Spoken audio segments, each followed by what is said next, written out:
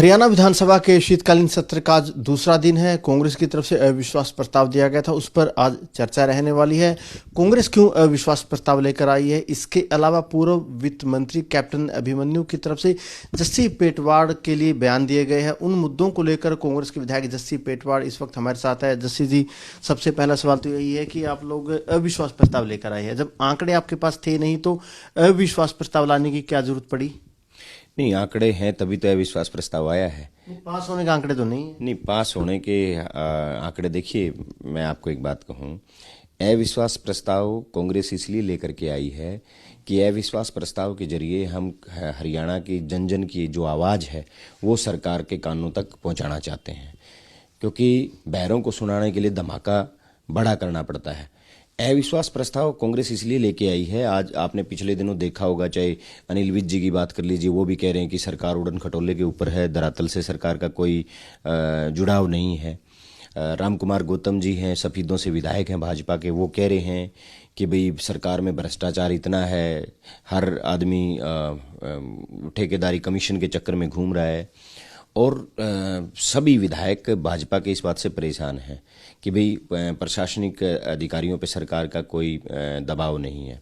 हम अविश्वास प्रस्ताव इसलिए लेके आए हैं कि जब सदन में अविश्वास प्रस्ताव लाया जाएगा तो हम उन 90 के 90 जितने विधायक सदन में, जितने सदस्य बैठेंगे सदन में, बीजेपी के विधायकों से भी हम कहेंगे कि अपनी अंतरात्मा की आवाज़ से आप जवाब देने का काम करें। आज ये सरकार जनता में विश्वास खो चुकी है। जनता का विश्वास इस सरकार के प्रति बिल्कुल नहीं बचा। ये वैसे तो वोट चोरी की सरकार है, ये लोकतंत्र को चीर के सरकार बनी है। और इस अविश्वास के प्रस्ताव के जरिए आज चाहे आईएनएलडी की बात कर लीजिए, चाहे निर्दलीय विधायकों की बात कर लीजिए, चाहे बीजेपी के विधायकों की बात कर लीजिए, हम स्पष्ट उनको कहेंगे कि जो आप मंचों पे बोलते हो, जो बीजेपी के विधायक, जो बीजेपी के मंत्री बोलते हैं, जो आप मंचों पे बोलते हो, आज आपके सामने अवसर है ऐसी सरकार के को गिराने का जिसका जनता के विश्वास नहीं। अविश्वास प्रस्ताव होता है, जब अविश्वास प्रस्ताव लाया जाता है, कोई बड़ी बात हो, सरकारों में भी कहीं ना कहीं सरकारों के लिए अग्नि परीक्षा होती है अविश्वास प्रस्ताव, लेकिन बार बार अविश्वास प्रस्ताव लेकर आना, जब मनोहर सरकार थी 2 बार कांग्रेस अविश्वास प्रस्ताव लेकर आई, दोनों बार गिर गया। इस बार बीजेपी बड़े मैंडेट के साथ सरकार बनाकर लेकर आई है, तो अभी भी आपका अविश्वास प्रस्ताव गिरना तय है। तो जब आप लोगों के पास कराने का जरूरी आंकड़ा नहीं है तो बार बार जो अविश्वास प्रस्ताव लाना कितना ठीक मानते हैं? नहीं, गलत क्या है इसमें? अविश्वास प्रस्ताव तो जिसके पास बहुमत होता है अविश्वास प्रस्ताव लाने का वो ला सकता है। दूसरा, आंकड़े तो सदन में जब आएंगे, जब हम कहेंगे कि आप अपनी अंतरात्मा की आवाज़ सुनिए, हो सकता है बीजेपी के विधायकों की अंतरात्मा जाग जाए और वो ऐसी सरकार। चलो आप कहेंगे, लेकिन आपको नहीं लगता कि अविश्वास प्रस्ताव आपका गिरेगा तो बैकफुट पर दोबारा आप लोग आएंगे? नहीं नहीं नहीं, बैकफुट की विपक्ष का तो काम है सरकार के कानों तक लोगों की आवाज़ पहुंचाना। विपक्ष का तो ये धर्म है कि जो आज हरियाणा प्रदेश की दुर्गति हो रही है, देखिए अविश्वास प्रस्ताव मुद्दों के ऊपर भी डिपेंड करता है। मुद्दे क्या हैं? आज किसान को एमएसपी नहीं है, धान घोटाला, करोड़ों में कई 100 करोड़ का धान घोटाला है, लगातार अफसरों को। की बात आपसे विधानसभा में भी करेंगे, लेकिन मैं अब 2-3 सवाल आपके नारनौल हलके से संबंधित कर रहा हूं।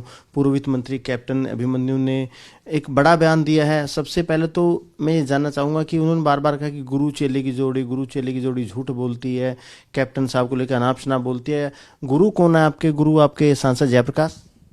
शायद उन्होंने एमपी और एमएलए का नाम लिया है तो उन्हीं की बात तो उन्होंने की होगी।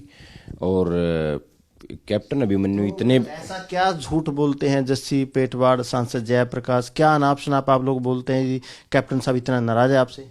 कैप्टन अभिमन्यु इतने बड़े नेता नहीं है कि हम उसके बारे में बोलें, ना हमारे पास इतना समय कि हम उस व्यक्ति के बारे में नाप शनाप बोल लें।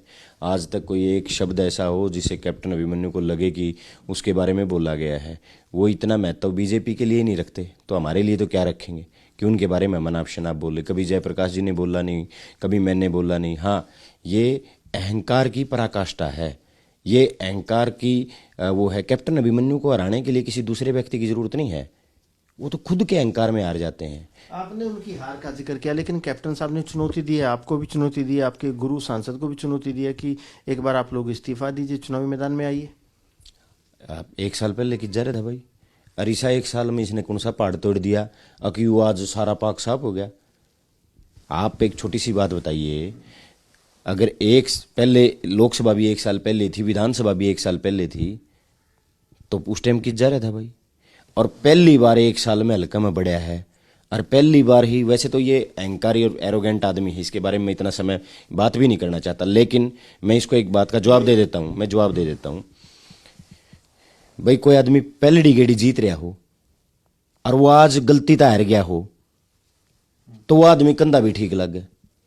इस व्यक्ति का अहंकार देखो, ये जिस बाबू बेटे के ऊपर भी सवाल कर रहा है ना, भूपेंद्र सिंह हुड्डा जी के ऊपर और दीपेंद्र हुड्डा जी के ऊपर सवाल कर रहा है, मैं इस व्यक्ति के अहंकार को बताना चाहता हूं, क्योंकि अहंकार में इतना मगन है, पूरे देश को पता है कि ये एरोगेंट आदमी है, अहंकारी आदमी है। इस व्यक्ति को इतना बताना चाहता हूं, इस व्यक्ति ने 6 चुनाव लड़े हैं, 6 चुनाव में से ये व्यक्ति 5 तो बुरी तरह आ रहा है, और जो चुनाव ये जीता है ना, वो सुनो, आंकड़ा आपका भी रखा है कि 2019 में आपके भी 3,000 वोट आए थे, आप भी बुरी तरीके से हारे। इसी पे तो जवाब देता हूं मैं। 6 चुनाव में ये व्यक्ति 5 में बुरी तरह आ रहा है, और 1 चुनाव भी वो सेटिंग से जीता है, वो भी हमारा चाचा राज सिंह मोर शरीफ आदमी था बेचारा, उस व्यक्ति के ऊपर प्रेशर बना के, अपनी सरकार का दबाव बना के धक्का जीत गया। अब आ जाइए मेरी बात पे, मैंने 3 चुनाव लड़े हैं लोकतंत्र में, हार जीत वोट कितने किसको आएंगे ये लोगों का काम है। मैंने 3 चुनाव लड़े हैं और 2 जीते हूं मैं, एक जिला पार्षद एक विधायक का, दूसरा चुनाव जीत गए, चलो एक जिला पार्षद एक विधायक की, आप भी बुरी तरीके से हारे हो। कैप्टन साहब की चुनौती जस्सी पेटवाड़ को स्वीकार है? नहीं, ये जो चुनौती दे रहा है, मैं स्वीकार नहीं है। मैं इसको एक बात कहता हूं, अगर दम है तो लोकसभा की टिकट तो वैसे तो इतना मिलनी नहीं इसको, यो रोज रात ने तो राज्यसभा का मेंबर बन के हुआ है, रोज रात ने प्रदेश अध्यक्ष बन के हुआ है, रोज चुनाव, जब लोकसभा का चुनाव आ जाता रोज भी लोकसभा की टिकट लेके सो। पहली बात तो इसको, इसकी पार्टी में इतनी महत्व नहीं रखती कि इसको कोई टिकट वहां से दे, फिर भी मैं इसको चैलेंज देता हूं, इसका चैलेंज भी स्वीकार है, इसको चैलेंज देता हूं।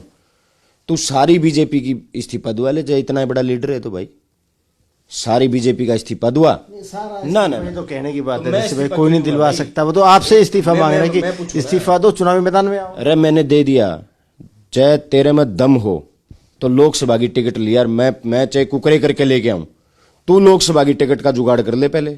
मैं की बात कर रहे हो तो मेरे लिए इतना महत्व रखता नहीं ना कि मैं इसके लिए इस्तीफा दूं, और क्यों दूं भाई। लोगों ने, मैं लोगों के, मेरे 86,000 लोगों ने मुझे वोट दिया, मैं उनका अपमान क्यों करूं। जब नारायण के 86,000 लोगों ने मुझे चुना है तो आज मेरी जिम्मेवारी है कि मैं उनके, पुराने लोकदली भी रहे हैं, और ताऊ देवीलाल कहते थे कि विधायक मंत्री सांसद बन जाते, लेकिन बड़ा नेता बनना जरूरी होता है। आपको नहीं लगता कि अगर आप इस्तीफा इस तरीके का बोल्ड स्टेप उठाते हैं तो एक बड़ा नेता बनने का मौका रहेगा? ये बोल्ड नहीं, मूर्खतापूर्ण बात है यार। फिर व्यक्ति कह कौन रहा है? जिस व्यक्ति का कोई जिस व्यक्ति का कोई जनाधार नहीं, जिस व्यक्ति की बात का कोई मोल नहीं, जो व्यक्ति सरेआम बुजुर्गों को और सरेआम युवाओं को, जो व्यक्ति गाली दे के बोलता हो अपने, जब मंत्री पद 5 साल ये रहा। और मैं आपको एक छोटी सी बात और बताना चाहता हूँ, ये एक कह रहा था कि भी गंद खिंडा रखा है एमपी कैथल से लेके हिसार तक, ऐसा क्या गंद फैला दिया आपके गुरु सांसद ने? हाँ, ये कह रहा है कि वे गंद खिंडा रखा है, एक आका भूपेंद्र सिंह हुड्डा आका करता है। इस व्यक्ति को मैं वही तो बताना चाहता था, इन बाबू बेटे का मारा था तो नारणू दा थोड़ा रोज तक तो बजाया था जब, और बाबू बेटे ने मिलके 11 चुनाव जीत रखे। तन्ने सारी जिंदगी में जितने चुनाव लड़े हैं ना, उतने चुनाव भूपेंद्र सिंह हुड्डा, उतनी बार एमएलए बने हुए हैं भूपेंद्र सिंह हुड्डा। और जिस दीपेंद्र हुड्डा की बेटे की बात करते हो ना, 5 बार का रिकॉर्ड है हिंदुस्तान में, 42 साल की उम्र में 5 बार एमपी बने हुए हैं वो। और आपकी मैंने बताई दी, तेरी 5-6 में तो 5 में तो इसकी जमानत हो रही, जब्त हो रही है भाई, बुरी तरीके से हार रहे हो, एक सेटिंग से जीता। और गंद की बात कर लो भाई, ये कहता है सुबह फोन मिलाना शुरू कर दें, फोन तो लोग आएंगे, हमारा काम है, ये जिम्मेवारी है। शनिवार एतवार, सुनो एक आखिरी सवाल का, मैं इसका जवाब देता हूं। शनिवार एतवार ने एमपी साहब हिसार बैठते हैं, 7 दिन मंगलवार बुधवार को छोड़ करके मैं पेटवाड़ गांव में ही रहता हूँ, नारनौंद में ही रहता हूँ। कोई हमारे द्वारा फोन कराना, उसके फोन करते हैं और सच्चा जवाब देते हैं। एक बात, गंद खिंडाया इस आदमी ने। ये चौधरी मित्र सेन जी के बेटे हैं। चौधरी मित्र सेन जी बहुत जबरदस्त सामाजिक और बहुत बड़े विद्वान आदमी थे, और आर्य समाजी थे। सबसे बड़ी बात, वो बहुत बड़े आर्य समाजी थे। यो व्यक्ति चौधरी मित्र सेन जी पे और आर्य समाज पे कलंक है। चुनाव जब आता है, आर्य समाजी व्यक्ति शराब को हाथ नहीं लगाता, आप बताओ लगाता कभी आर्य समाजी हाथ? ये व्यक्ति शराब बांटता है और पैसे बांटता है, और चुनाव के टाइम इतना गंद खिंडा दे है। तो आपके ऊपर भी लग सकते हैं शराब बांटने के। इसके अलावा आपकी एक वीडियो भी बड़ी वायरल हो रखी है वोट खरीदने वाली की, लोगों से आप अपील करें कि 2-2 4-4 वोट डालिए वोट, ऐसे आरोप तो आपके ऊपर भी लग जाते हैं ना। शराब का कोई आरोप नहीं लगाएगा मेरे ऊपर। डिफेंडर गाड़ी आप शायद लेके आए थे, कौन सी नई गाड़ी लेके आए थे, कैसे वो गाड़ी आई थी, इस तरीके के सवाल तो आपको भी खड़े करते हैं कैप्टन साहब। तो गाड़ी लेने तो कोई गंद खिंड गया? गाड़ी तो के बेरा कौन किसकी है, वह कौन लिया हुआ गाड़ी तो यूं बेरा नहीं किसी किसी ले रहा है। लेकिन जो आराम की कमाई से जो गंद ये खिंडावा है, मतलब सारा है, जितना गंद ये खिंडाते हैं चुनाव के टाइम केवल जीतने के लिए, केवल एक जीत के लिए, जितना गंद ये व्यक्ति खिंडाता है, आर्य समाज पे भी कलंक है। चौधरी मित्र सेन जी की उस पे विरासत पे भी ये व्यक्ति कलंक है। सवाल ये बात तो हम मानेंगे, नारनौंद के पूर्व विधायक थे, मौजूदा विधायक भी है दादा गौतम, अब फिलहाल सफेदों से, उन्होंने एक बात बोली है कि नारनौंद में जितना विकास का काम किया है कैप्टन अभिमन्यु ने किया, इस बात से सहमत है? विकास का काम नहीं, कमीशन खाया है मेरा, कमीशन का गंद खिंडाया है इस व्यक्ति ने। बिल्डिंग बना दी, बिल्डिंग बनी तो कोई नहीं देखा, अरे कोई मास्टर डॉक्टर कोई है कि नहीं है, कोई मशीनरी है कि नहीं है, बिल्डिंगा में कमीशन खाया। परिवार के लोग छोड़ रखे थे, भाई भतीजे छोड़ रखे थे। सारी बिजली के जितने भी पावर हाउसेज बन रहे हैं सारी में इसके खुद के भाई की कंपनी के टेंडर हैं सारियों में। नहीं, कोई सबूत है आपके पास? ये सबूत है, आप निकाल के देख लो। पेटवाड़ गांव में 220 केवी का पावर हाउस बना, इसके भाई की कंपनी बना रही है। कैसे मिल गया? ये जितना व्यक्ति, इस व्यक्ति ने कमीशन का गंद खिंडाया है ना, ये तो एक मतलब जो लोग हैं ना, जो लोग किसी आम घर के बच्चे को स्वीकार नहीं कर पाते, उन लोगों का प्रचार है। दादा गौतम ने भी खूब हंगाला लिया, रामकुमार गौतम ने जी जान ला दिया। अब कुकरे न कुकरे कैप्टन अभिमन्यु क्यों इसका उड़ा सफेदो जुगाड़ कर रखा था कैप्टन ने, भाई तेरे जितना खर्चा लगा पीछे मैं दूंगा। आड़ा दादा गौतम ने जोर ला दिया, बोला मेरे पीड़ा है, क्या की पीड़ा है? पछली गेड़ी लेके 72,000 वोटर फिर उड़ा खड़े हो गए, कहे मैंने तो भाई गलत कराया, मैं भी जिताया। ये उन 72,000 लोगों के मुंह पे तमाचा मारा इस व्यक्ति ने। अरे जिताया है तेरे को, जनता की आवाज बन, विधानसभा में सरकार है, गठबंधन में थे। रामकुमार गौतम जी तो और मनोहर लाल खट्टर जी तो एक ही थे। जो रामकुमार गौतम जी और मनोहर लाल खट्टर जी मिलके वो विकास का रास्ते क्यों नहीं कराया? भाई कैप्टन अभिमन्यु ने अगर विकास कराया तो सरकार तो आपकी भी थी, क्यों नहीं कराया आपने विकास? तो जैसे करवा पा रहा है कोई काम?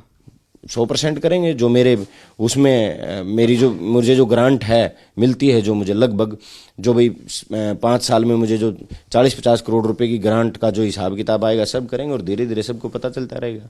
बिल्कुल, ये जस्सी पेटवाड़ साहब है, जस्सी पेटवाड़ की तरफ से पूर्व वित्त मंत्री कैप्टन अभिमन्यु को जवाब दिया गया है। फिलहाल जस्सी पेटवाड़ को चुनाव लड़ने संबंधित इस्तीफा देने वाली जो कैप्टन अभिमन्यु की चुनौती फिलहाल तो स्वीकार नहीं है, लेकिन 2029 के लिए जरूर जस्सी पेटवाड़ कैप्टन अभिमन्यु को चुनौती दे रहे हैं।